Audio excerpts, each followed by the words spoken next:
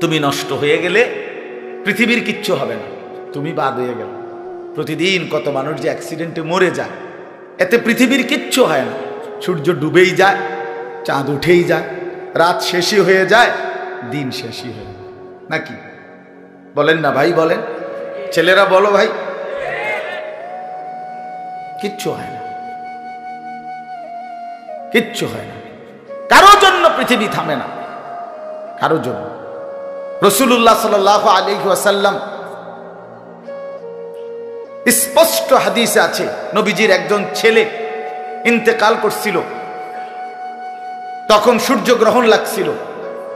তখন আরবের কুসংস্কার ছিল, বিশিষ্ট কারো মৃত্যুতে এরকম সূর্যগ্রহণ চন্দ্রগ্রহণ লাগে।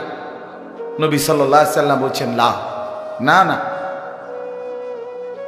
না না না, ইন্না শামসা ওয়াল কামারা লা ইয়াখসিফান লিমাউতি আহাদিন। না বেটা, সূর্য চন্দ্রের মধ্যে গ্রহণ কারো মৃত্যুর কারণে লাগে না, কারো মৃত্যুতে কিছুই থামে না, পৃথিবী চলতেই থাকে, পৃথিবী চলতেই থাকে।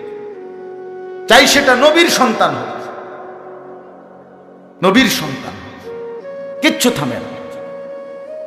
রাস্তায় অ্যাক্সিডেন্টে জ্যাম বেজে যায়, কিন্তু কেউ দাঁড়ায় থাকে না, জ্যাম কাইটা কুইটা দেখছে লাশ, অ্যাক্সিডেন্ট, মানুষ মরছে, রক্তে ভাইসা গেছে, তারপরও কারো সময় নাই, সবাই ডানে বামে পাশ কাইটা ধীরে ধীরে জ্যাম ভাঙ্গা ভাঙ্গা চলেই যায়, কেউ থামে না, কেউ থামবে না। যুবক, তোমার জন্য এই নাফরমান বন্ধু নামের ওই শয়তানগুলো যে তোর সাথে গত 6 মাস প্রতিদিন মোবাইলে উলঙ্গ ছবি দেখে, তোর ঠ্যাং বাংলে ওরা একটাও আঙ্গুলের মধ্যে একটা সুই ফুটাবে না।